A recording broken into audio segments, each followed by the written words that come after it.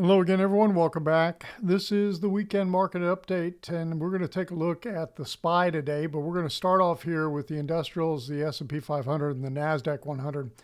The Dow Industrials were down 615 points for the week, so after that really nice week in the prior week, got a pretty good little pullback in here.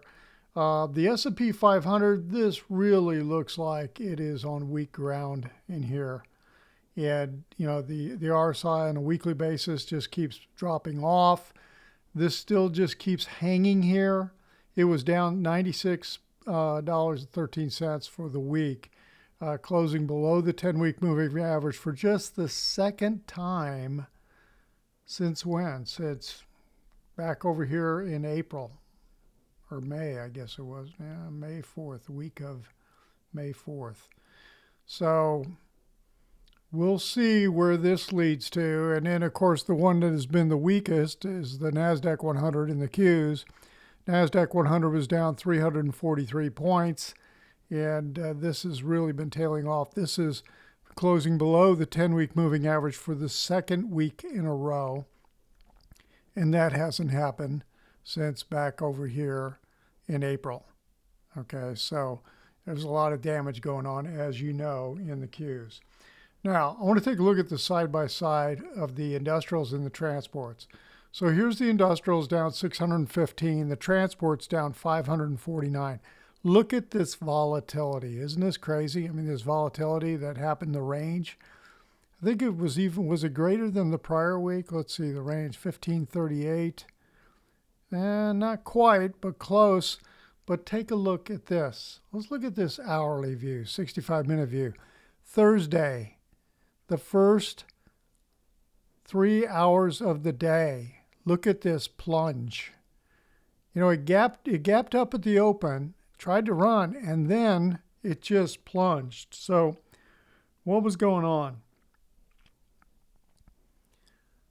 Peter Atwater says, I encourage you to step back and ask yourself, what does it say about confidence when an unknown karaoke equipment company turned AI-driven trucking efficiency company can turn the entire market upside down? And so it does give you pause.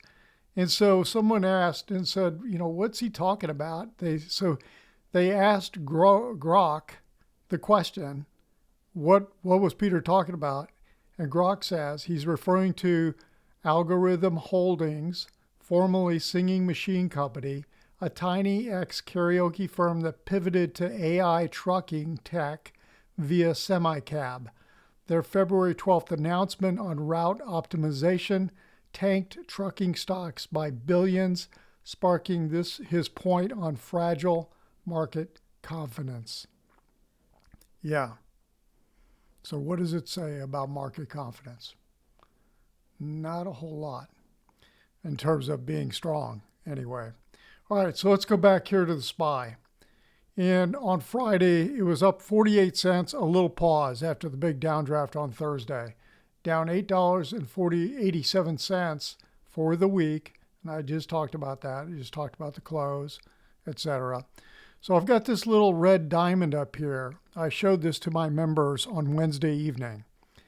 And we talked about it because what this is signifying, the reason I put that there, is this is signifying the close New York Stock Exchange 52-week highs of greater than 400 for the first time in, 15 months, I think it was? Yeah, first time in 15 months since November of 24. So let's go back because I put little diamonds, red diamonds above the where the occurrences were. So if you come back over here, it's interesting. We had 3 of them where we had 3 readings greater than 400 in that period in the month of November. Okay, in that period leading not far from the top and leading into the topping session that then had the big decline that occurred here in the beginning of 25, right? It's hard to believe that was already a year ago. And then we had two that were kind of very, very early on, not really near the top of anything or a peak. But then there were two others, one right here on July 16th, which was the short-term peak and top before the major pullback. And then we had one that was just a couple of days before the intraday peak back in March. This occurred on March 21st. 7 times in the last 2 years, 7 other times besides the one that just occurred this last week. And so 2 of the times were short-term to intermediate peaks. 3 of the 7 were near the top and kind of a prelude, kind of a big flag waving. And so now it's going to be really interesting to see. I make note of this because what have we been doing? Nothing but overlapping. It just looks to me like this market may have been doing nothing but topping out, similar to the Qs since October 31st. Now, the Elliott wave picture I've got on this, I've got it labeled as this, with the peak on January 28th. And my alternate is what I've got as the primary on the Qs, that there's a real possibility that all we've been doing since October 29th is in a major corrective pattern. It could be an A, B, and then a C wave underneath.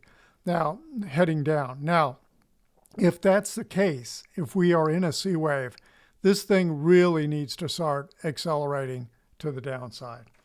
Okay, that's the picture I've got on the SPY. And let's take a look at one of the indicators. I'm going to go back here to the moving average view. It's what I call the moving average view. Okay. And let's take a look at the percent of stocks above their 50-day moving average in the S&P 500. We're sitting at 62.2%.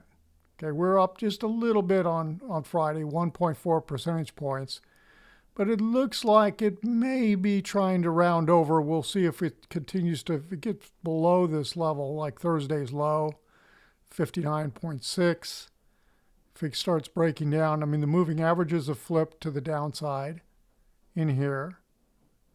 And we'll see if we get the follow through and start heading south again.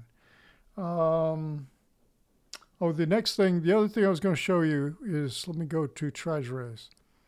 So this has gotten a lot of attention this week because of all the things it was driving, especially utilities went skyrocketing, right? Because of this going on. The 10-year yield plunging. We are sitting at 4.06% when you round it, 4.06% and heading south, very, very strongly. And we'll see where this is going to get any kind of support coming in or not, but we're back down into that lowest close on the 10-year since November 28th. So it's given back, about 2.5 months worth of trading in here. And you can see where the Fed actions have taken place. 3 cuts here in the fall of last year. And as a result, it's kind of impacting the macro sections I talked about last week. Look at real estate popping this week. Real estate ETF up $2.56. Now it's going to be interesting. Do we make a run at this resistance area up in here? Where is that? 103.4. Looks like it wants to. We'll see if interest rates continue to support that picture. The banking index pulled back quite a bit after a pretty nice week in the prior week. And then when we look at the home builders, what some people call the homies, I think it was Helene, what is her last name? I can't remember. Anyway, she calls them the homies. I thought that's kind of funny. But we've closed above that trend line here, heading down the trend line I've got drawn from the October high. So this is going to be really interesting. If we continue to push, do we come up here and take out that peak?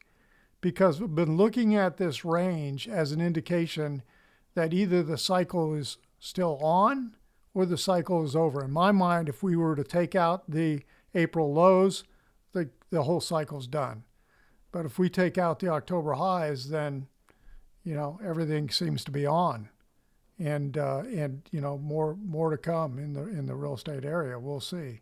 We'll see what happens. The same thing, looking at IYR. So that's the picture for this weekend. We'll see what kind of follow through we get this coming week. Everyone have a great week. We'll talk to you on the next video.